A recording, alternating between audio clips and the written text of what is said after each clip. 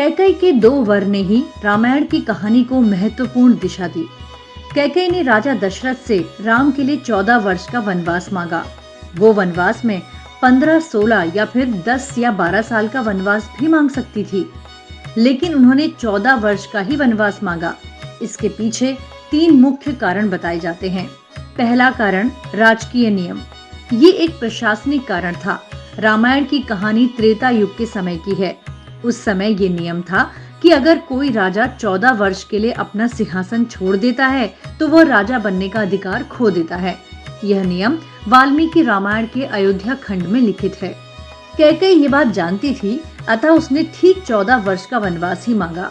ये अलग बात है कि बाद में भरत ने सिंहासन पर बैठने से मना कर दिया और वनवास समाप्त करने के बाद राम ही सिंहासन पर बैठे। इसी प्रकार द्वापर युग में ये नियम था कि अगर कोई राजा 13 साल के लिए अपना राजकाज छोड़ देता है तो उसका शासन अधिकार खत्म हो जाता है। इसी नियम की वजह से दुर्योधन ने पांडवों के लिए 12 वर्ष का वनवास और 1 वर्ष अज्ञातवास की बात रखी। दूसरा कारण व्यवहार परिवर्तन।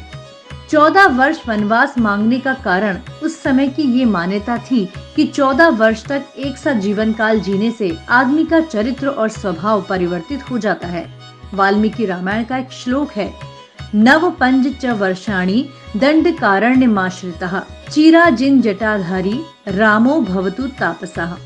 इसका अर्थ है दंडक वन में 14 वर्ष तक पेड़ की छाल, जानवरों की खाल पहनने और बालों को जटाजूट बनाकर जीवन जीते हुए राम अपना पूरा जीवन तपस्वियों जैसा ही जीने लगेगा।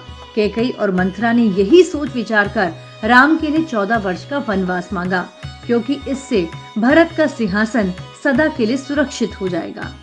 तीसरा कारण राजा दशरथ से बदला। राम को अयोध्या का राजा बनाने का निर्णय राजा दशरथ और मुनि वशिष्ठ ने विचार विमर्श से लिया था।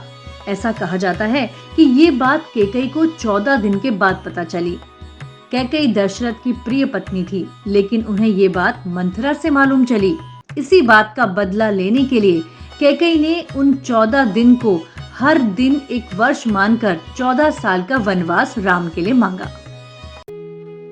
वेब दर्शन का कंटेंट आपको पसंद आता है? इसी तरह अपना प्यार और स्नेह देते रहें। चैनल को शेयर, सब्सक्राइब और वीडियो को लाइक करना न भूलें।